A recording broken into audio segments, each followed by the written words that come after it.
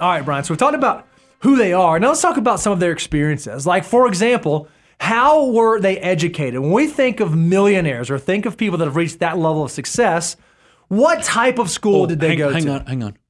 You got that pinky up. Point that pinky. I learned that in the Ivy League education. You know, when you go to the Ivies, you learn how to hold your drink properly and stick it out. That's the perception, right? That's the perception. It's that they attended a private school or an Ivy League school, and because they were born into wealth, their parents paid for it all. Their parents are the ones who foot the bill and write the check so that they could go to the prestigious school. But is that in fact the reality? Aren't you starting to catch on that a lot of what we're all told, that the system's working against you, these people come from these situations you're never going to have, that maybe this is trying to give you a mindset of what you can't do instead of maybe empowering you to what you can and accomplish? And that's why the reality, the majority attended public schools. Yep. I mean, you went to public school. Yep. I went to public school. I went to public college. You went to public college. It's amazing how these stats all played out. So when we actually look at how it's broken down, if you look at just K through 12,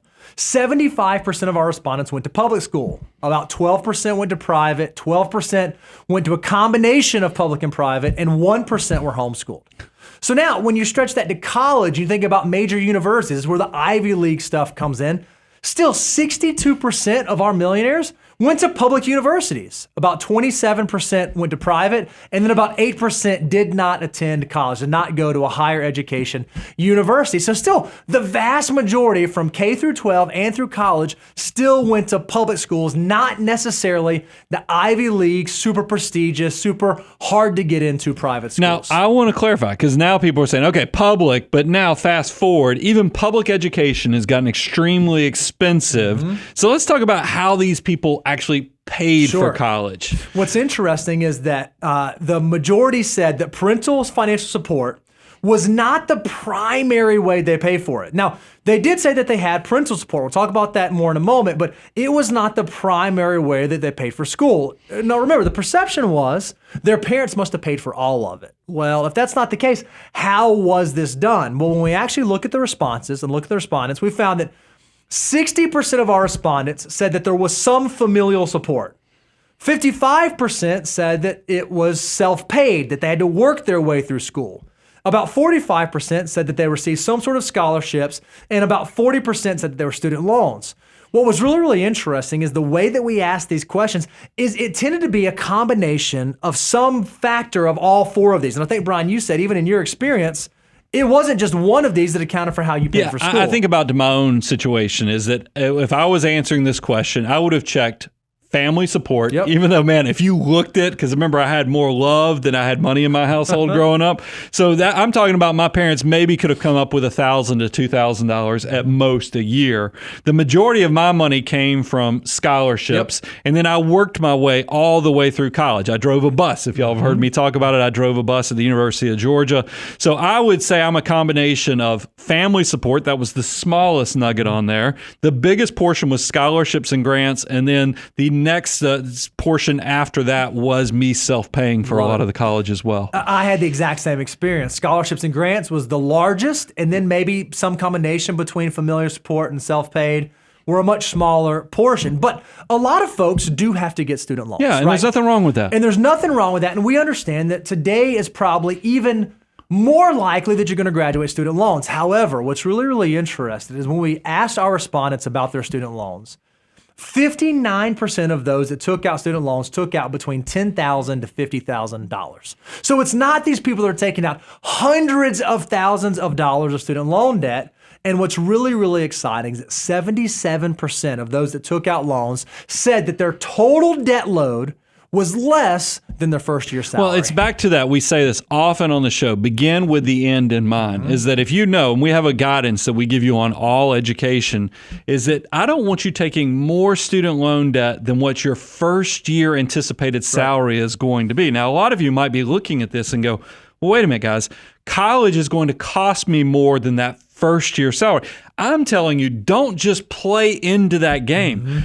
For instance, here in the state of Tennessee, this is a known thing. They kind of copied this. Georgia has the Hope Scholarship that's funded by lottery dollars that pays for general tuition for most of the 4-year programs in the state of Georgia. Well, Tennessee has their own lottery program, and it doesn't pay for the 4 years of college. What it does is it gives community college to everyone in the state of Tennessee. So there's nothing wrong with kind of leaning into what is the most cost-effective way to get you through college is community college for 2 years and then transitioning into that bigger college. Because guess what? The diplomas for people who transfer into the big schools look absolutely different than the people who went all 4 years and ran up the higher student loans. If you look at these numbers and you say there's no way that will work, get creative, because I just don't want you to struggle with this debt, this curse, if you don't have a plan for how you're going to get out of it. So that's why begin with the end in mind.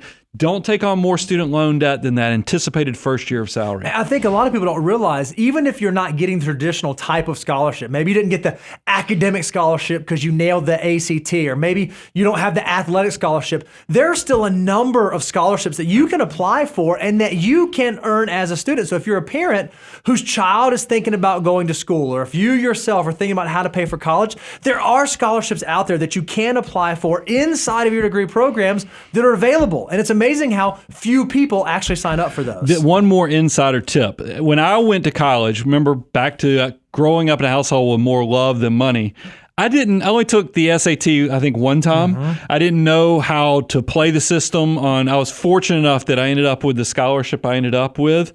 But I look back on it, like when my daughter came through, she took the ACT 3 or 4 times, and we actually hired an ACT coach because literally getting a higher ACT scored a big scholarship. So if you come from humbler beginnings and nobody's whispering in your ear, giving you these tips and tricks, there's nothing wrong with spending a little bit of money on that preparation with the coach and other things.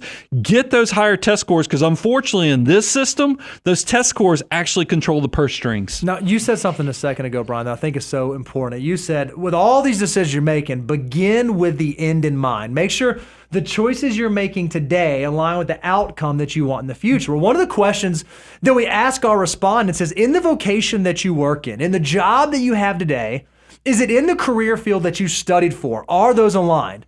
It was remarkable to us when we look at our study of millionaires. 74% of our respondents, 3 out of 4, actually work in a field related to their major.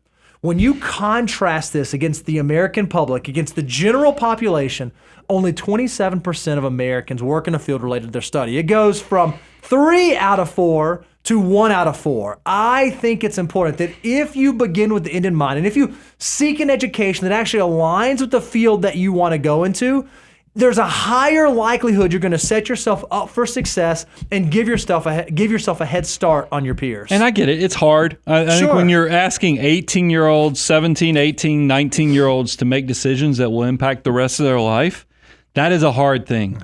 So I would really encourage you, lean into this. I know it's a tough decision, but you really do. That's why it's even more important not to take on loads of debt and other things if you are having struggles. I'd rather you take more time than to actually force a decision and then be stuck with the burden of this debt and this bad decision for decades to come. Well, and I think it's interesting, Brian. I've heard you say this. Perhaps it is valuable not to pick like super specific niche majors and rather pick something that's more broadly applicable. You always use that example of accounting. An accounting major, someone who graduates with that degree, can likely plug themselves into a number of different career fields. We've seen this also true to be with marketing majors, if that's a vocation. That might be a better selection than choosing some very unique, very specific, very expensive major that may not lead to a job in that career field later on in life. Yeah, no, I take myself back to those younger years. I had one goal when I graduated, not to move back home, and so I could live with my buddies in the city of Atlanta. So that's why I was like, how can I do this? How can I ensure this? Once again, beginning with the end in mind. And I looked around at the University of Georgia, and every accounting major had a job before they graduated. So I was like, that's the path for me. Now, little did I know that decision for that simple of a purpose turned out to be the greatest thing, because it allowed me to have access to all of you guys and discover this passion for personal finance.